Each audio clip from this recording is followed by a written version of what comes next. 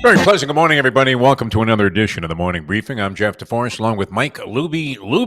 Happy to have you along for the ride. The ride has been sensational here in South Florida, and one of the great traditions about the Stanley Cup Championship is that the players get to take the cup, and the executives with the team get to take the cup all over the place, so wherever they happen to be, and they get a chance to celebrate in their own individual fashion. And we've seen a lot of it so far here in South Florida. Kind of nice, considering the 30 years of somewhat futility that we experienced with the franchise, not even knowing if it was really viable to have professional hockey here at different points in time. But last few years have been much more favorable in terms of results on the ice. That's produced massive interest in the team.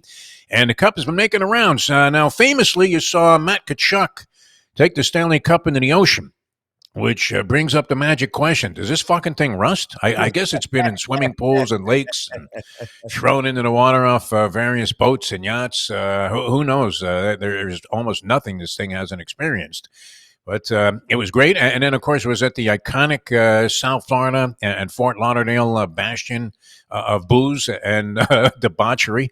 The elbow room, which what was a big thing, like where the boys are, right? It goes all the way back to that. The whole business about spring break has changed dramatically, though, and a lot of this has moved to South Beach, which the streets of South Beach in Miami Beach now look a little bit more like the streets of Barranquilla, Colombia, during spring break. It's really just a crime fest, and you're wondering what the hell is going on there. So maybe it was a good thing they moved it out of there, but they resurrected a lot of memories by bringing the Stanley Cup to the elbow room. They're pouring beer off the balcony or waiting for somebody to dive into the crowd as if it was a mosh pit. And then yesterday, this was great, Lubie. They actually showed up. Roberto Luongo is the brother-in-law of a friend of ours who owns a very, very outstanding restaurant in Fort Lauderdale. It's a small place, but well known among the so-called I'm a foodie. Although this particular gentleman named Reno Sorbonne, who is the brother-in-law of Luongo and the owner and the chef at the restaurant, he says, if you tell me you're a foodie, you're telling me you're an asshole, which is what we really appreciate about him. And so it was a perfect setting for Luongo to be eating pasta out of the top of the Stanley Cup last night. So that was all part of the fanfare. And hopefully you cashed a big ticket on the Florida Panthers. I think they were 9-1 going into the postseason. Good friend of mine, still alive, as we mentioned the other day, with the Dodgers for a 4-team championship parlay. We're with UConn already in, Boston Celtics already in, Stanley Cup champion Florida Panthers already in. He needs the Dodgers to make $96,000 on a $100 bet. That's the way to make money. Bet a little to win a lot. Now, if you're betting, BetOnline is your number one source for all sports betting needs, and the seasons are changing, my friend. From baseball, golf, soccer, right on up to the top fights, UFC, MMA, boxing, every stat, every matchup is available to you, and you can even bet on the games with new live odds posted while the games are being played. When the game's over, head on over to the online casino, get involved in a game of poker or blackjack, or play on one of the over 150 slot games that are available to you. Head on over to the website today and get in on the action. Use the promo code BELIEVE, B-L-E-A-V. That's BELIEVE, all one word, and you'll receive a 50% welcome bonus on your very first deposit. That's very generous. Bet online, the game starts here. All right, draft analysis in general, Lubie, is what? Paralysis by analysis? What would you say? Going into the draft, the speculation is kind of interesting. Football probably creates the most interest. And then what would basketball be second in terms of, and you know this, that one player can swing the fortunes of the franchise dramatically if you can get the right pick. There was seemingly no such guy available in this year's draft, and it was well known, I guess, or speculated upon, and turned out to be fact, that two Frenchmen were going to go 1 and 2 in the draft. Now, with Victor Wembanyama, you had seen last year all kinds of fanfare about this guy. They were covering this guy since he was an embryo. From the time he came out of the womb, everybody's going, that fucker's going to be 7 feet tall. And he had developed his basketball skills to the point where you thought this was a veritable certainty. There was no debate who was going to be number one. This year, a little bit different because we didn't know too much about these guys, did we? Is it Reece Sachet? Is that how you pronounce this guy's name that went number one? I don't even know. He's the number one pick in the NBA draft, and I have no idea how to say his name.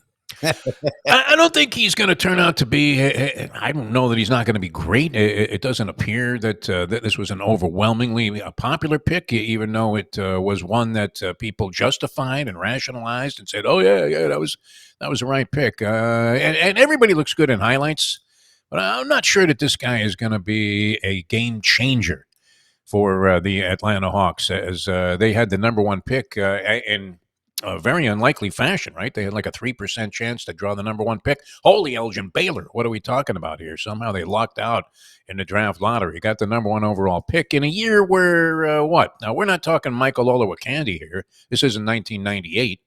We're not talking about somebody making a big draft blunder, unfortunately, and putting all of their eggs in the basket of a player who was often injured, was injured at the time, in Greg Oden. And then you let KD go at number two. There have been a lot of examples of where a team has blown it at number one, but the two Frenchmen, Sarr and Risa Shea, were destined to go 1-2. There was some speculation that Sarr might go with the first pick to the Hawks. That didn't turn out to be the case. I'm watching the draft last night, Lubie, not knowing a lot about these foreign players, especially in the guys that didn't play college ball in the U.S., and I'm thinking the third pick's got to be Popeye Doyle. No, I mean, some guy with a little pork pie hat that's going to go running around out there going, I got him. I'm chasing him down, trying to make a cocaine bust. But it turned out to be Reed Shepard, who I didn't realize how slight this kid was. Did you, Lubie? Reed Shepard, the Kentucky guard. He's listed at 6'1". Oh. Looks like that may even be a little bit of a stretch. That could be, we might be talking about high heel sneakers there. And 168 pounds, Lubie. Is this guy going to hold up in the NBA, or is that a bit of a risky pick? A sharpshooter, we saw him with the ability to create his own shot. We love that. But there were other guys that you thought might have a greater chance of success. It probably turned out to be a good player.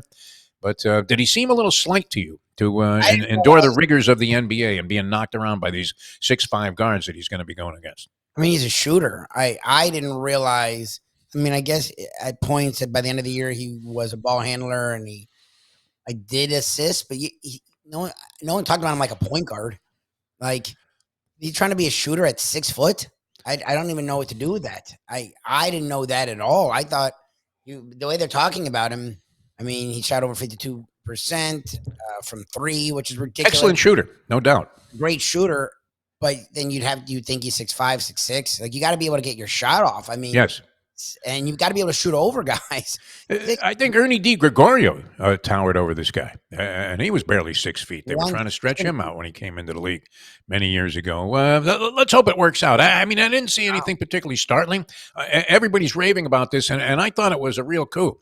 Because you always see the scene, Lubie, of the people in the war room, and they're doing the man hugs, and they're high-fiving, and they're all screaming, and they're celebrating, they're popping champagne corks, and then they all exit all at once. And they showed the shot as the Lakers were coming up at number 17. You saw J.J. Redick in there, and you're thinking, wow, he really did get the coaching job. That wasn't a bullshit story. And the entire Laker brass is in there. I think I saw everybody but Jeannie Buss. Even Phil Jackson might have showed up to be part of this War Room draft party. And they get Dalton Connect. And I thought, wow, that is the connection of the first round of the draft. Was that the most fortuitous pick of the first round? It came at number 17, where you feel a desperate need with a guy who I thought, did you not believe that Dalton Connect, when you saw him at Tennessee last year, was worthy of being a top 10 pick with this group? I don't know. He was good in the tournament. I supposedly they had talked about him in the top 10. I didn't see his name really at all in the top 10, and I didn't see them talking about him at all last night until the Lakers drafted. So when he was drafted, I was like, wow, that was weird, because he was great in the tournament.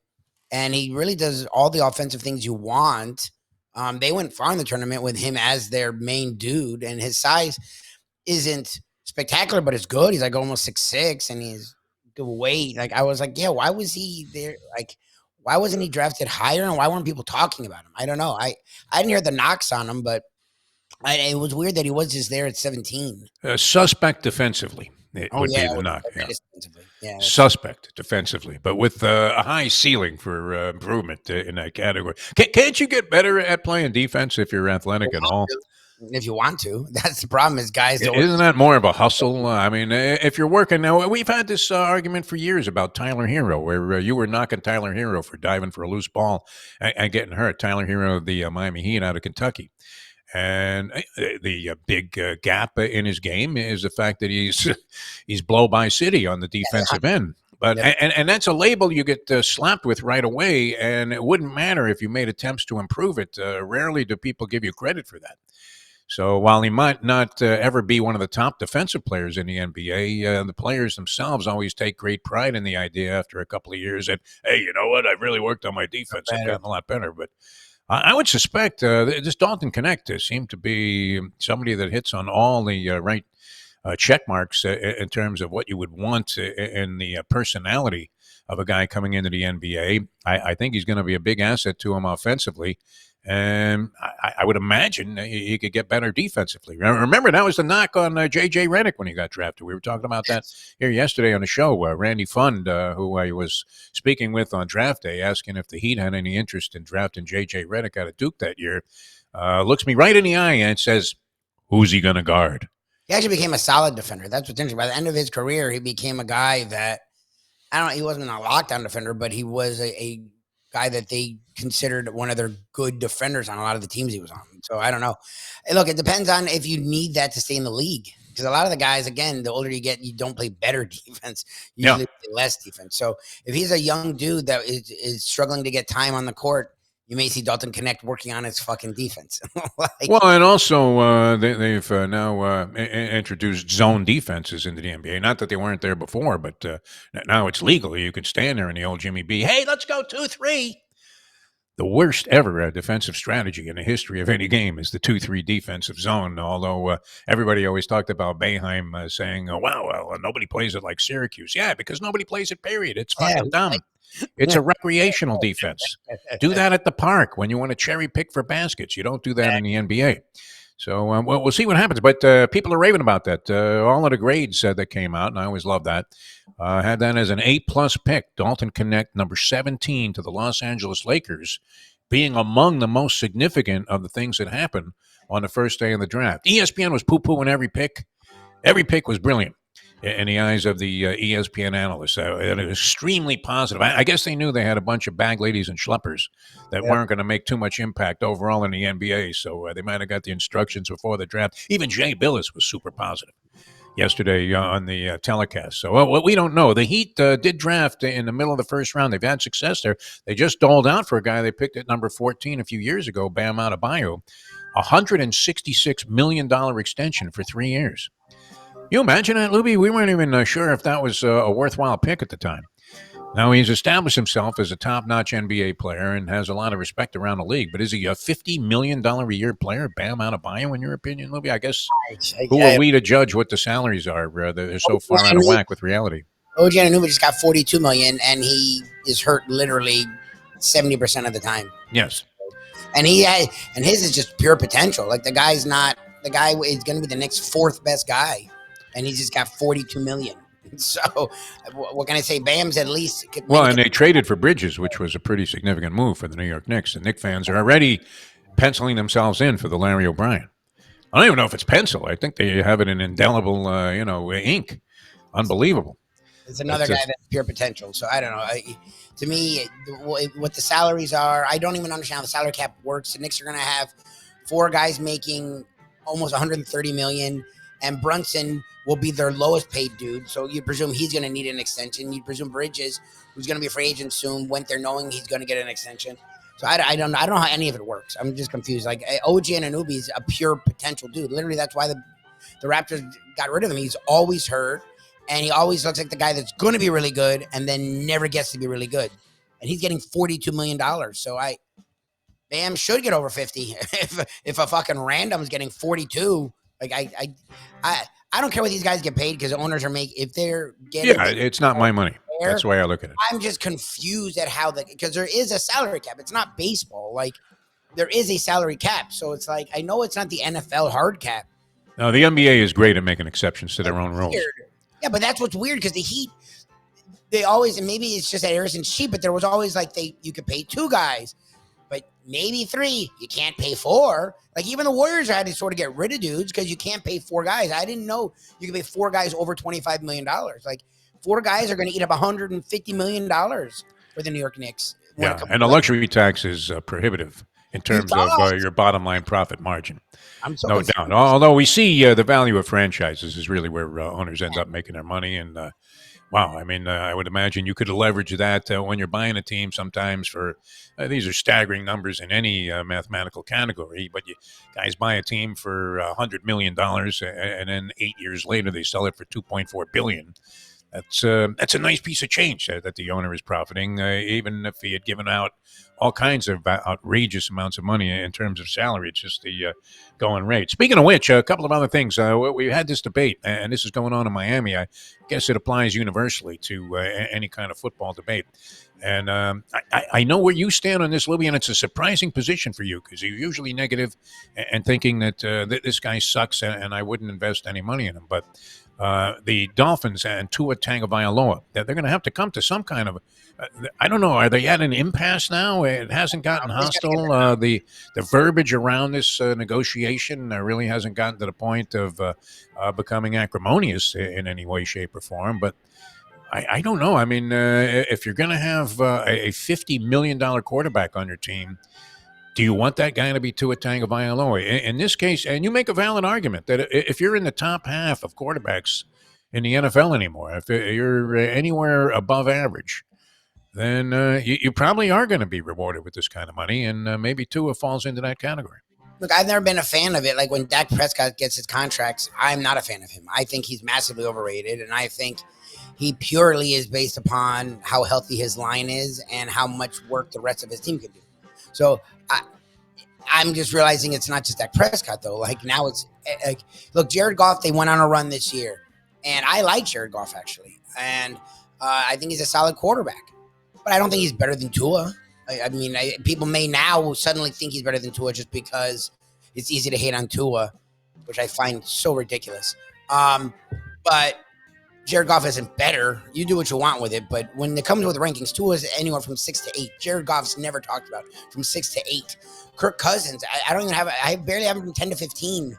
He's the modern day Neil O'Donnell, though. Yes, where nobody has milked the system better than Kirk Cousins. Cash is in as well as anyone, but Tua's better than fucking Kirk Cousins. Like, to me, I guess because there's a clear delineation from like Burrow, Mahomes. I can't even put Herbert there. He hasn't won anything. Herbert actually has a worse record than Tua with just as good talent, by the way.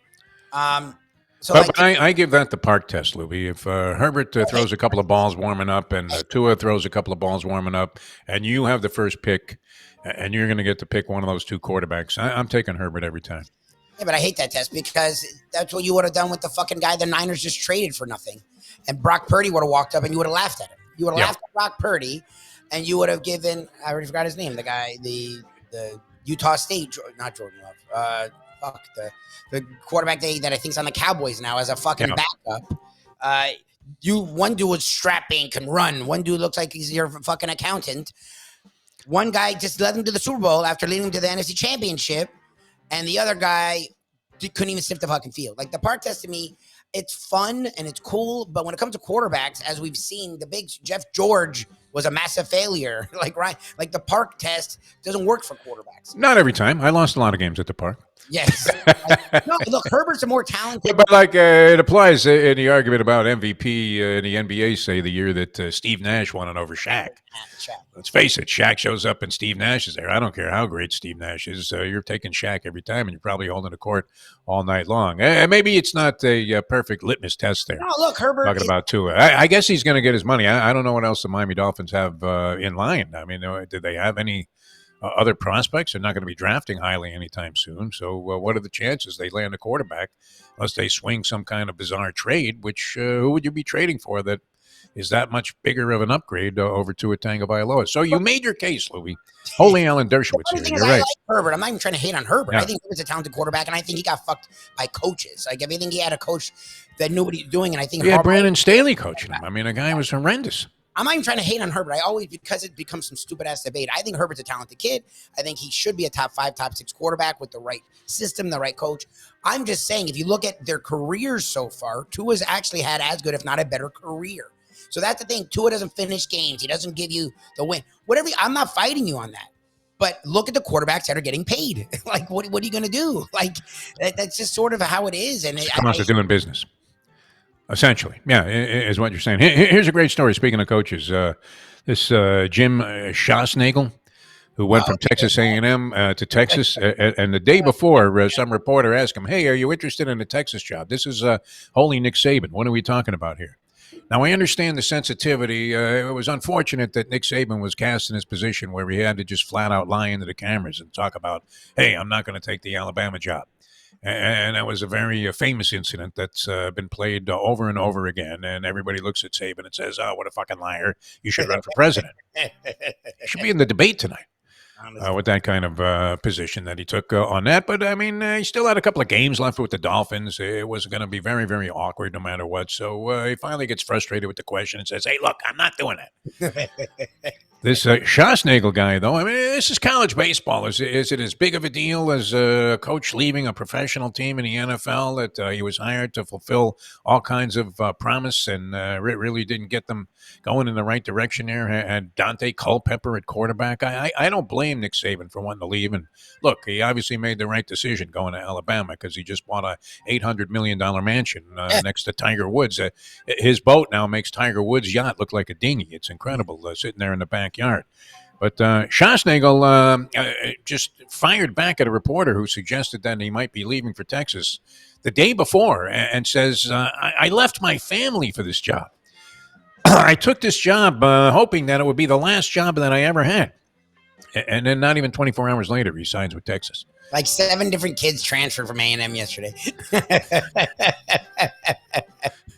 What a fucking mess. That was the other weird thing about the draft, right? Remember, you used to think, oh, wow, look at this poor kid. I mean, and they would talk about his background and how he grew up in poverty and this was going to be life-changing. And the guy would be sobbing in the post-draft interview after he'd been selected. He comes off the stage and they'd say, well, how do you feel? He said, I'll be able to buy a home for my mother.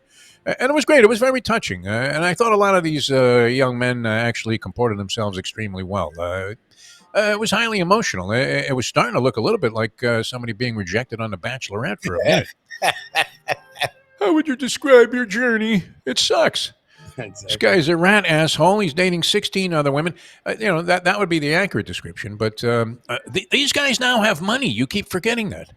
Yeah. That we're talking about how Dalton Connect dropping out of the top 10 cost him possibly $16 million with the slotting that goes on, even though he landed in a much better spot. Would you rather be with the Wizards making a lot of money, or maybe being a big time contributor for the Lakers, who desperately need the skill set that you possess and probably can get by with your weakened defensive skills as you try to acclimate yourself to the pro game?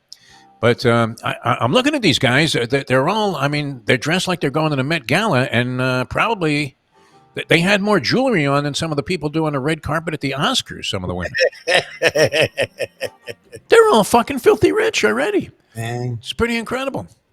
So that definitely represented somewhat of a change there. And how could ESPN, what a disgrace, how could they conduct the NBA draft and not have Hubie Brown commenting on every player? Yeah. Oh, he's got a huge upside. Well, I love Hubie, man. 90 years old. Is he over 90 now? He might be like 97. I think he's over 90 and he's still working. I think he's still working. I'm complaining about getting out of bed to do this, and this guy's still working NBA games, traveling all over the country. He's 90 years old, and I think he did just get it like another extension or something. Pretty incredible, yeah. Well, he should run for president. He's got a better mind than these two guys are going to square off in the big debate tonight. This is probably not going to be anything close to the Lincoln-Douglas debates in terms of making history. I still wonder if it happens. I'm not going to lie to you. You don't think Trump's going to show up? What kind of odds would you take on that? I don't know. Does Bet Online have a position on that? I'm not sure. I don't know if they get into politics. By the way, our handicapper who's been appearing on Wednesday, we're going to expand this aspect of the program. So you morning briefing fans may end up being filthy rich. But our man Troy West hits again yesterday. Nice. So he's now given out 6 straight winners on the program since he joined the show. So he's 6-0 with his official picks. And then we asked him for a little bit of a sidebar pick on the Yankee-Mets game, which I thought this guy Gill was going to get lit up again. And he had mentioned a proposition bet about Gill under, I think it was 5.5 strikeouts in the game, and it went way under. So this man is on fire. At Troy Wins is where you find his information, and he joins us every Wednesday and should be a big part of our football package that we're conjuring up. We don't exactly know what format that's going to take, but it's going to be there. with many top handicappers, including this red hot, sizzling hot Troy West, who joins us every Wednesday here in the morning briefing. All right, a lot of fun. That would have been cool, right? Eating spaghetti out of the Stanley Cup. Is that a new one? Usually it's just liquid that goes in there. Has anybody like eaten a chicken pot pie out of there before? Or? I don't know, but I think that's what you're going to see now. I know Kachuk's at like Raising Cane, so maybe you'll see some chicken tenders. I'm not sure I would want to eat out of the cup. I mean, it's been in the ocean. The elbow room isn't exactly the. I know it meets the Department of Health standards and all, but it's kind of a seedy looking place. So when you go in there, it has that smell of and stench of beer that was splattered all over the walls there. But I don't know. Would you be eating out of the Stanley Cup? If I was at Heritage yesterday, I probably would have if they would have let me. I don't know how good my stomach would have handled it. Tell you what, we know this: the food is good there. Yeah. So, and Reno became our hockey analyst, which I mean, today I touched base with them, and I was like, because I remember Mike Mayo, our friend, said they may be at Heritage yesterday. Yeah. But I didn't get a time, so I was just touching base with Reno. I'm like, so you're gonna still be able to come with us? I woke up at like 6 a.m. I got a text from him at like 3 a.m. Yeah, I don't think I'm gonna be able to make it. I look crazy tonight. A late scratch is the cup hit, and it's a small place too, so that's a heck of a lot of fun. But that's one of the nice parts of the tradition of the Stanley Cup, and it really is good. Can you imagine by the most minuscule of margins? I mean, the hole that puck went through on the Reinhardt shot that turned out to be the game-winning goal. Yeah. Did that not turn the entire narrative around? I mean, we were trying to conjure up, as we were talking about yesterday here on the show, references to the biggest choke of all time, which I was going to go ahead and throw Mama Cass out there. And that would have been a really bad reference for a lot of reasons. Number one, a lot of people are too young to even know who Mama Cass was and don't know the story. Number two, it's probably in poor taste, Lubie. You would have to say that that's a fair statement. And number three, she didn't really choke on a ham sandwich when she checked out. The story turned out to be a hoax. Unbelievable. It was drugs. It was alcohol. We understand all of that. But I guess as a part of the cover-up, they had her choking down a ham sandwich. And your immediate reaction was, doesn't anybody in this band know the Heimlich maneuver? Somebody saved this poor fat woman from choking to death. And they couldn't do it, unfortunately. But turns out the whole story is bogus. I'm glad we're not going in that direction. We don't have to explain away the biggest choke of all time. And everybody's in a celebration mode here in South Florida with the big parade coming up on Sunday.